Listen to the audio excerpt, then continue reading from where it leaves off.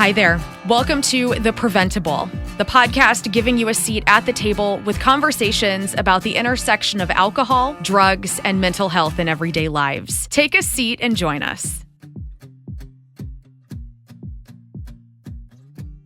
Welcome to The PrevenTable. As always, we could not do this without the support of Hubbard Radio, who allows us to come use the space, who gives us the really cool technology we're surrounded by, and we're just so appreciative of them and their support of this podcast and of Prevent+Ed. So thank you for that. With me today is a really cool guest. I think we're all really excited about this. We have a lot of food nerds at Prevent+Ed and obviously are very supportive of people in recovery and people kind of doing the damn thing. I found out about our guest because he was featured on St. Louis on the Air, and a staff person forwarded it to me and was like, we have to get him on the podcast. So without further ado, please welcome chef from Temperance Kitchen, Max Bredenkoetter. Thank you very much for having me. We are stoked. I mean, we are always sort of paying attention to food scenes in St. Louis, new pop-ups, and with what we've done with Sans Bar, which is kind of the bar without the booze, we've really been intentional about thinking about how the restaurant industry and Prevent+Ed can partner. And so this is just a really cool way to have you on here. So thank you again. Absolutely. I'm happy to be here.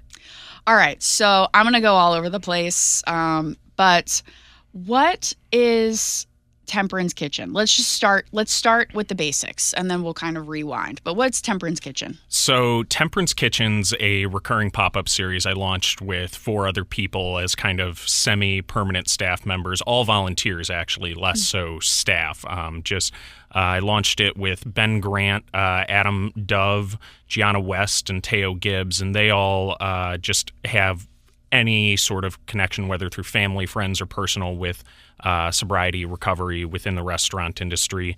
And we all kind of just came together to launch these dinner series that were, they're all 100% for charity and all just about raising awareness for the problem of addiction in the restaurant industry. It's a course dinner format, at least the ones we've done in the past. We have some ones that we have yet to announce coming up that'll be a different format.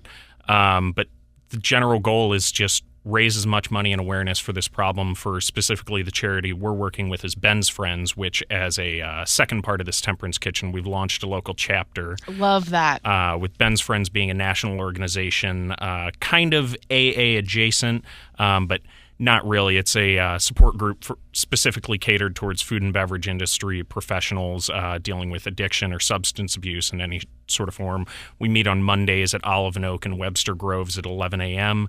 And it's just a bunch of food and beverage industry individuals getting together who are in recovery or seeking sobriety, kind of talking about the unique challenges we face in the restaurant industry and just being there to support one another.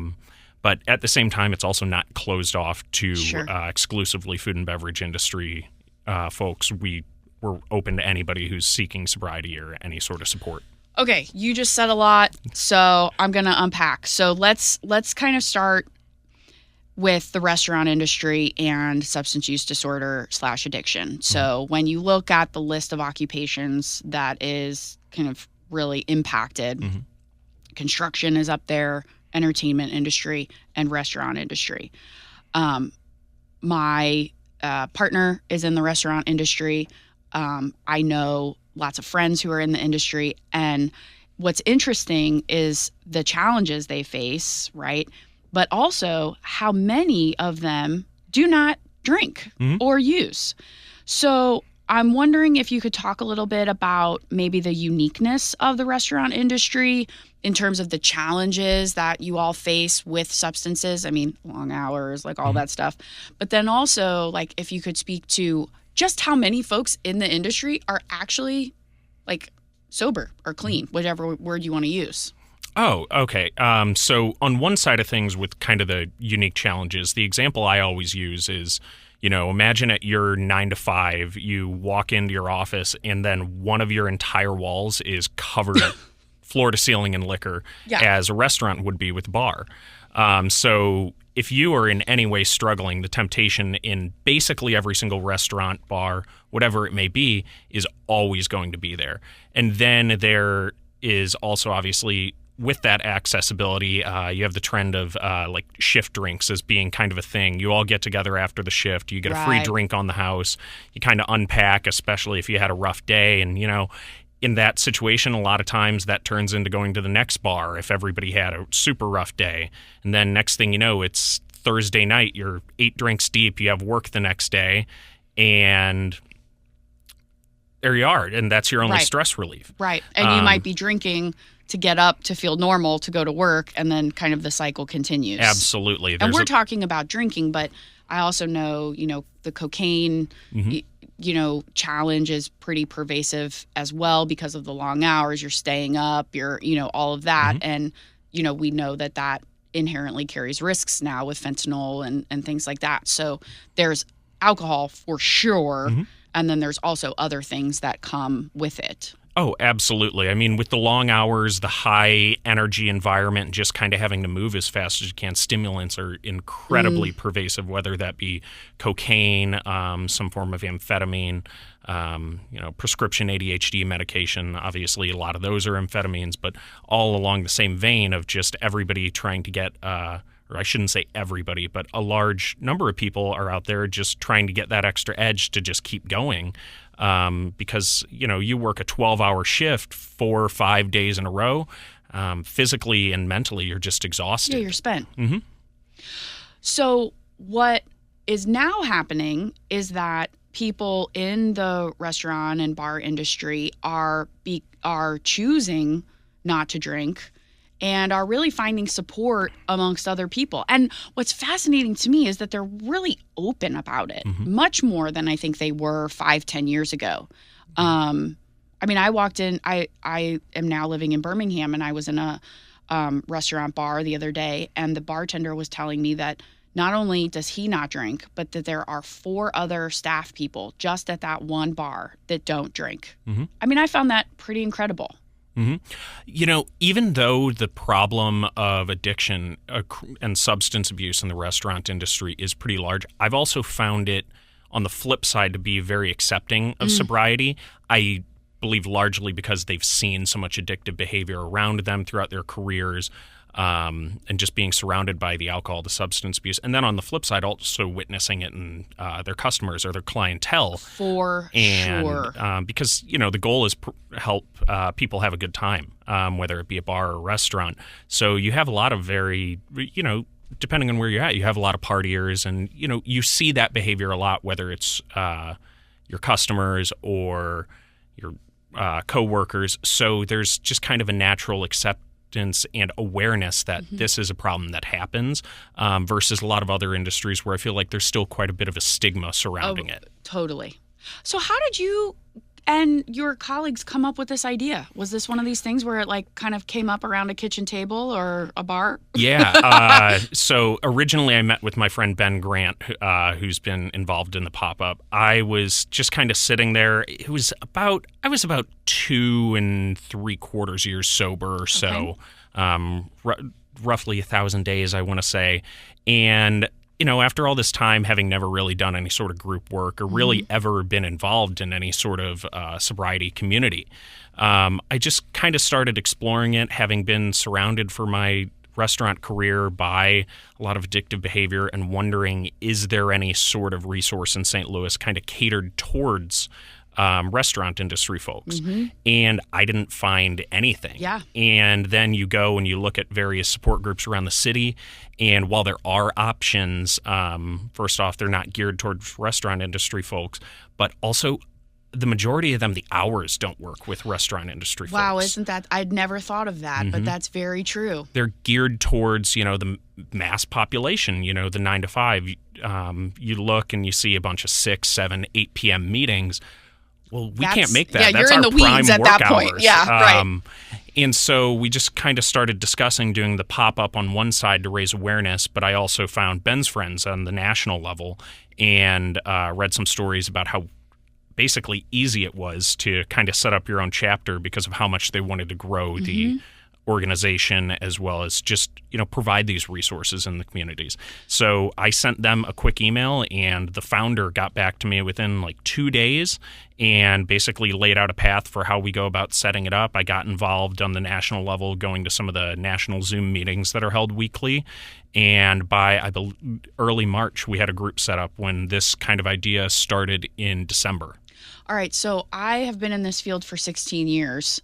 I fancy myself knowledgeable, and I had never heard of Ben's Friends until I read the article. So talk to us more about Ben's Friends. So Ben's Friends, and thank you, by the way, for bringing it to St. Louis. Absolutely. So Ben's Friends is an organization founded in Charlotte, North Carolina in 2016 by Mickey Bax and Steve Palmer. They founded it on the heels of losing a chef friend of theirs to addiction. And they wanted to create a resource to raise awareness related to the issue in this industry. So it's only been around 8 years, but I believe the count is up to 27 chapters nationally. Wow. All individually run by people on the local level. When the chapter first starts, they'll send a national rep out to kind of help you run that very first meeting and make sure everything runs smoothly. But yeah, they just provide you the resources and kind of the guidance to setting up your own local chapter so you can keep it within your community and build that support locally.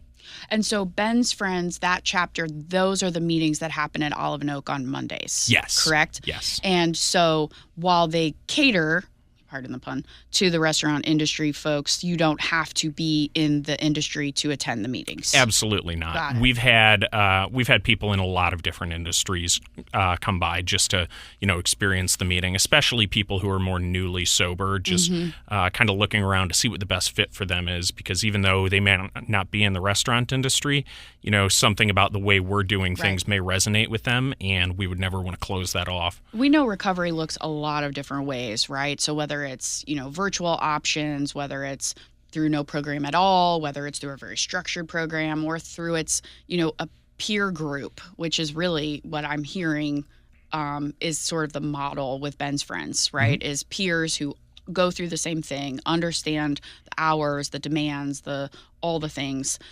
We know that there's not one path to recovery, so that is really incredible. I know that mental health and substance use obviously go hand in hand. So while Ben's Friends really focuses on addiction, is there also a component on, mental health? Because I know that there have been some pretty prominent chefs who have completed suicide, and that's really rocked the industry as a whole. So do you all touch on those kinds of things as well?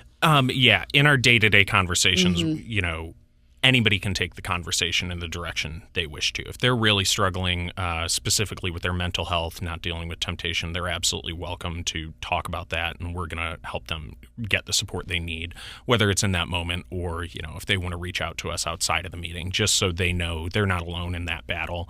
I myself, one of the reasons I was abusing alcohol with the root cause, I've dealt with depression and anxiety my entire life, and I was very unmedicated with regards to dealing with that, and I was self-medicating quite a bit with alcohol, and then obviously that creates a cascading effect and get into a vicious cycle of you feel bad, you drink, then all of a sudden you're binging, and you come out of it feeling worse in that momentary desire to just alleviate your symptoms. But yeah, so I've been sober 3 years and 4 months, and largely because I've been able to deal with the depression and anxiety that are underneath. Yeah, congratulations. Thank you. We know, this, everybody kind of knows if they stop and think about it, that, substance use it's really a symptom that there's something else going on, right? Absolutely. But tapping into what is that thing that's going on, I mean, that can be the real battle. Pivoting a minute to Temperance Kitchen specifically. So the idea of pop-ups, I think, are like St. Louis seems to be like, we seem to have a lot of pop-ups. Oh, absolutely. Right? Like, yeah. I mean, the St. Louis food scene in general is like, you can't sleep on it. I mean, it's pretty incredible. And when people come in from out of town, they're like, whoa, I didn't know just how great the food and the drinks and the scene is. So was a pop-up the way for you to really start doing the work without having to raise the money and do the brick and mortar and all the things, or was the pop-up idea just something that literally popped up, or like how did you come up with the idea for a pop-up in particular?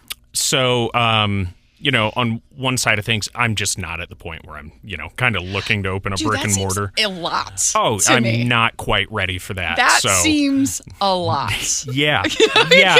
Definitely is. I've watched The Bear. Okay. I know, me and along with everyone else. And I know what stress that would bring, for real. Oh, absolutely. I've been a part of a couple restaurant openings at this point, and I am not quite ready for that. Yeah.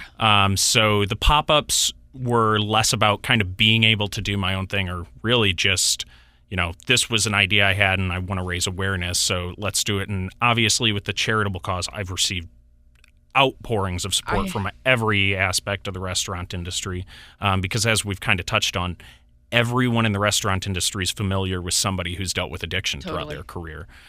So, for example, our first two pop-ups were at Mainlander in the Central West End, and we received free use of the space. We didn't have to pay anything to use the space. That's amazing. And, they even went so far as the very first pop-up, the two owners, Blake and Gordon, actually worked the pop-up for us, running the front of house. And they also paid a couple Mainlander staff members for both the first and the second to work the pop-up and help out. And that was kind of their way, rather than a direct donation, of being able to support it. And, they supported it in every single way imaginable.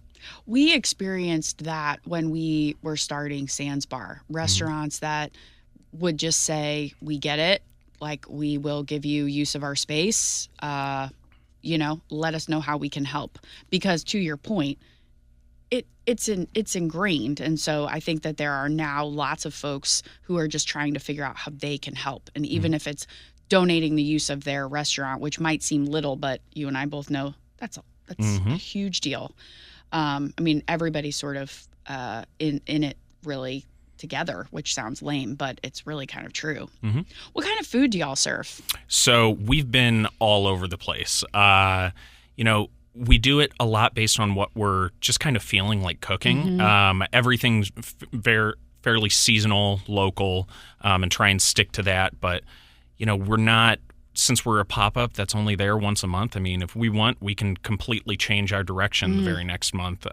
Whatever anybody's feeling, just kind of look at a list of what's in season and go from there. No cuisine or anything.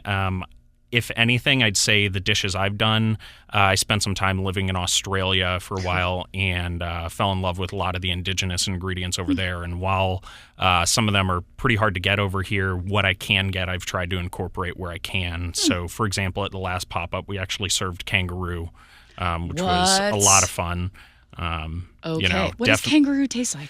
It's as lean as, say, venison, but it has a sweet aspect, almost like wild boar. It's pretty approachable, especially, a lot of people, they hear kangaroo and they're like, that's exotic, aren't those endangered? But, they're as common as deer in West County over there. So, where does one get kangaroo in St. Louis? Just online, imported. Oh, yeah. Okay.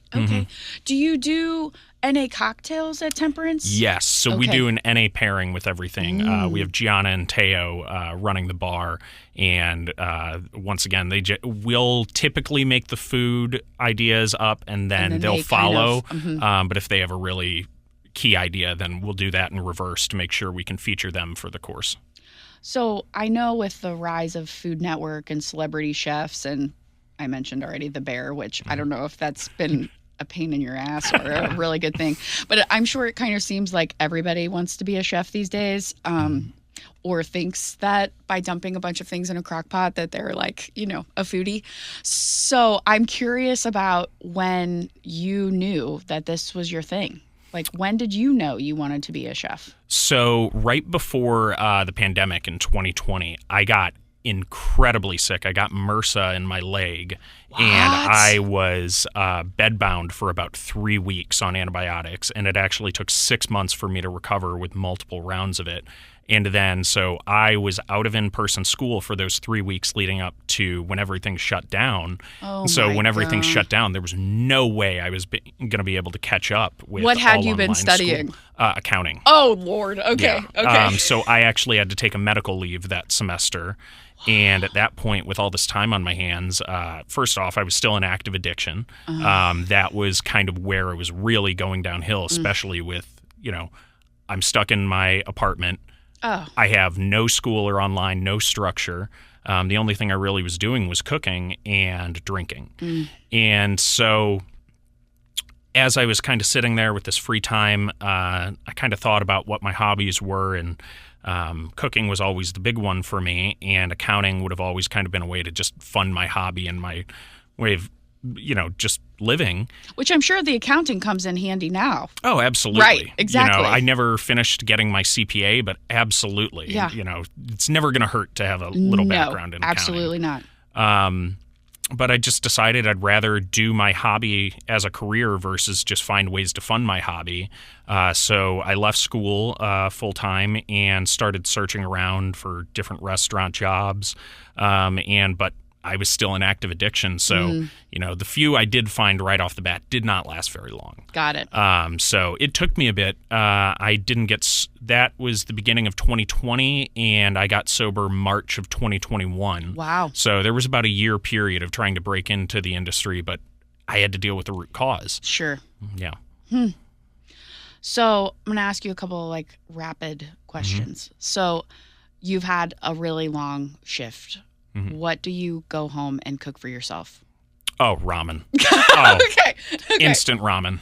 Do you doctor it up at all, or maybe an egg and some green onions? Maybe. Or if I have some meat in the fridge, that'll go in there. But if it's been a really long shift and I'm just tired, I am going home to eat ramen and sit with my puppy. Okay. What kind of puppy? Great Pyrenees. Oh my gosh. We actually have two. The Shih Tzu is 2.5 though. You have a Shih Tzu and a Great Pyrenees? Oh yeah, and they're best friends, of course. And the Shih Tzu rules the house, and the Great Pyrenees thinks that it's a Shih Tzu. Okay.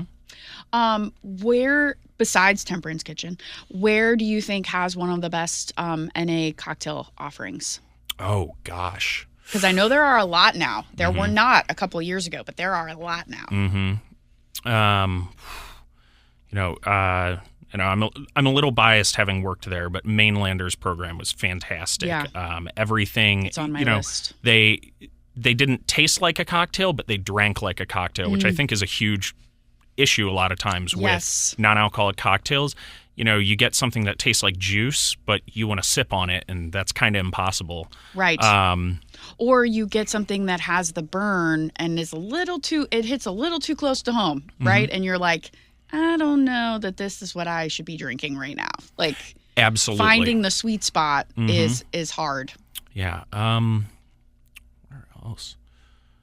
I've always had great luck with the non-alcoholics at the Lucky Accomplice as well. Those are absolutely delicious every time I've been there. Okay. I like Little Fox. Have you had there? I have not had any of their NA cocktails. I just haven't made it there often enough for dinner. And it's been a while, but I really need to get back there. Do you think that, and this isn't tried to be a trick question, but do you think that somebody who is not do you think somebody who drinks can make a good NA cocktail?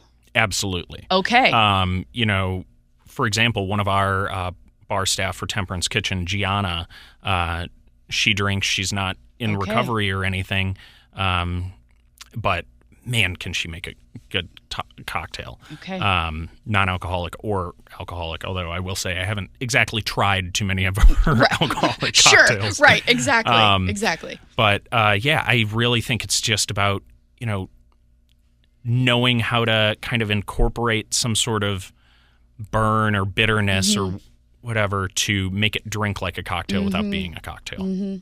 Who's your, whether it's local or national or in Australia or whoever, who is kind of the chef that you look up to?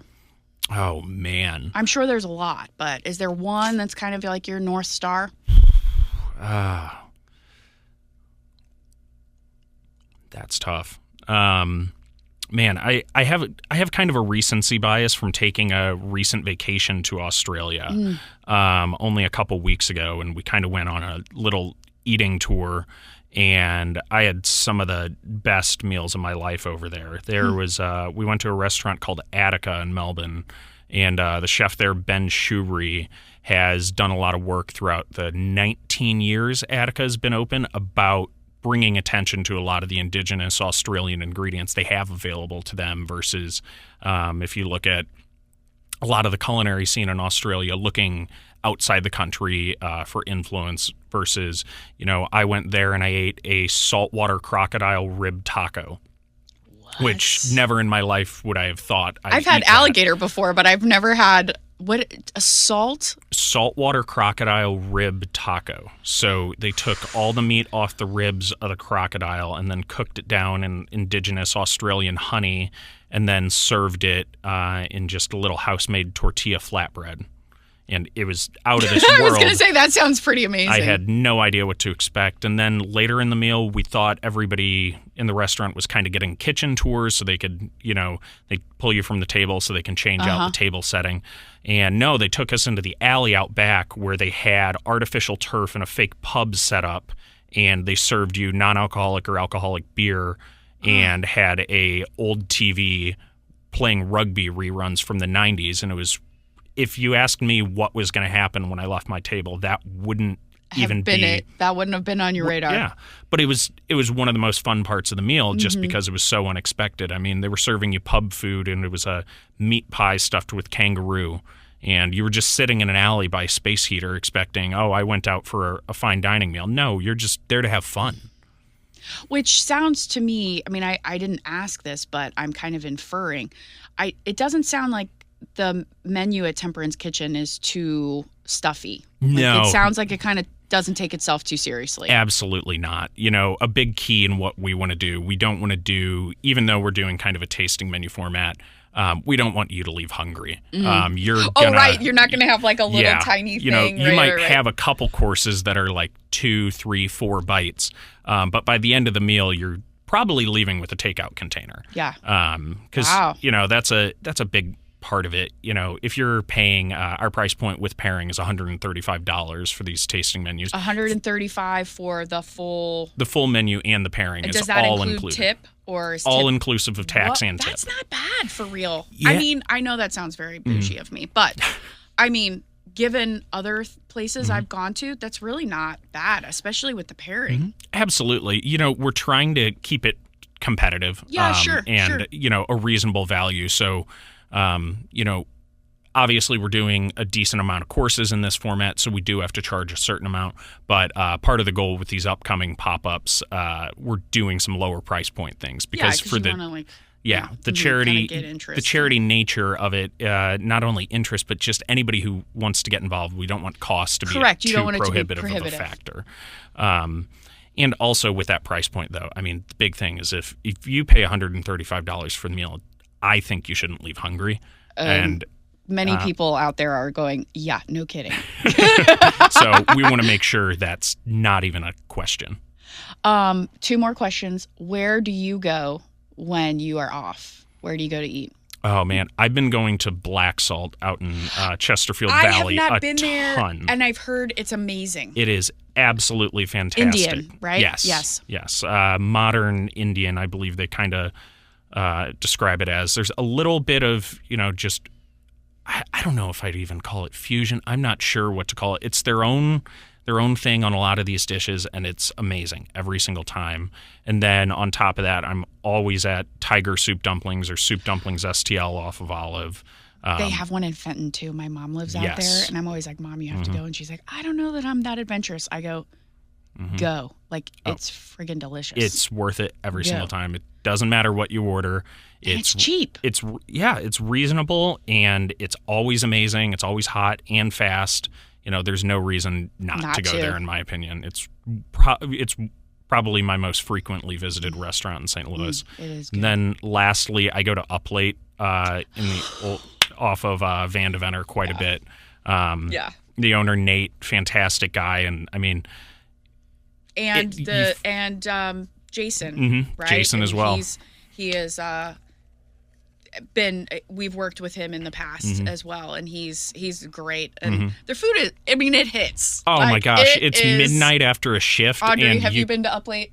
I'm breaking the fourth wall. Sorry. You gotta go. You gotta go. It's right by World's Fair Donuts. It's like in the same place, but then they also have one in the Loop. Yep. Tacos, breakfast sandwiches. Open until 4 a.m. I mean, not that you're out that late, but it's really good.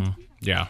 Yeah. You know, if it's midnight after a 10-hour shift or something and you can get a breakfast sandwich that's that good. That is good. Yes. Right? It's like amazing every time. And it's not just cheap late night fast food. It's actually amazing. Yeah, it's real good. It's real good. Every time I have somebody come in from out of town, I'm like, we can do whatever else we want, but we have to go to Up Late. It is so good. It's so good. Yeah. Where did the name Temperance Kitchen come from? I love like kind of the reclaiming of an old word. Yeah. Right? It was just, you know, we were tossing around names and something about Temperance Kitchen just stuck with us. You know, we thought, I think the original idea was, what if we just call it like Sober Kitchen? And something about that did not sound right. Yeah, that doesn't sound really fun. Yeah, no, it doesn't sound fun. It sounds kind of sad. It does kind of sound, versus, it doesn't have a nice ring to it. You know, just kind of practicing temperance. It's not necessarily about, that everybody has to be sober. Sure. It's not about everybody who drinks has an addiction and, you know, this stigma itself on alcohol, but rather this kind of recognition that, you know, you don't have to drink. There are people who have had an issue and they're more than that. And, you know, I really think the big key with any of the other things we were tossing around is it's not about placing a stigma on drinking or anything like that. It's about an acceptance of the people who don't. Yeah. And who don't because it's a life or death issue, or who don't because they just don't. Yeah. Absolutely. Yeah. I would like to give you congratulations, not only on this movement, but you also got some sort of fancy pants award from your high school. Oh yeah, I made I made SLU High's 1540 list, which is 15 alumni under the age of 40, just doing their thing. It's like that's very cool. Thank you. That's very cool. I mean, it's funny. It's like we don't really care. But, like, it's still cool. Like, it's still neat, you know? Absolutely. And I'm sure, you know, SLU was really formative for you. So it's, I went to Koryezu, so it's like every time I get to go back there, I'm like, this is pretty cool. And, you know, I mean, I understand it shaped me. And so when I saw that, I was like, okay, I have to give him shit because it's awesome. It's great. Yeah. So if people want to find out when the next pop-up is, how do they get engaged? We do all of our communication through our Instagram, Temperance Kitchen. No dots, no worry about any spacing or anything like Temperance that. Kitchen. Yep.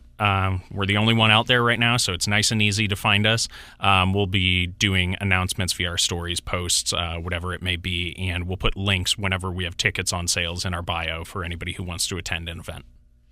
I have to say thank you so much for coming. I was definitely shooting my shot when I reached out to you. I was like, I don't know if he's even going to call me back, but you did. You were so responsive. Like, I know that you want to do this work to get the word out and to help people and to support others, and that is just so incredible. So thank you so much for spending your time with us today and for everything that you're doing. Absolutely. I mean, you're making a difference for real. Thank you. If you liked what you heard, please consider rating, reviewing, and subscribing to The PrevenTable. You better follow Temperance Kitchen. I know I already have. I cannot wait to taste some, I don't know, Australian crocodile or something. I have a feeling like you're going to put that yet. Okay. We'll see. I feel like it's something like that is coming. Seriously, again, thank you so much. Really appreciate you, Max. Thank you again for having me. Thanks for joining us at The PrevenTable, brought to you ad-free by Prevent+Ed. Prevent+Ed works to reduce or prevent the harms of alcohol and other drug use through education, intervention, and advocacy. Please visit their website at prevented.org. Like what you heard? Rate, review, and subscribe to stay up to date with what we are serving on The PrevenTable.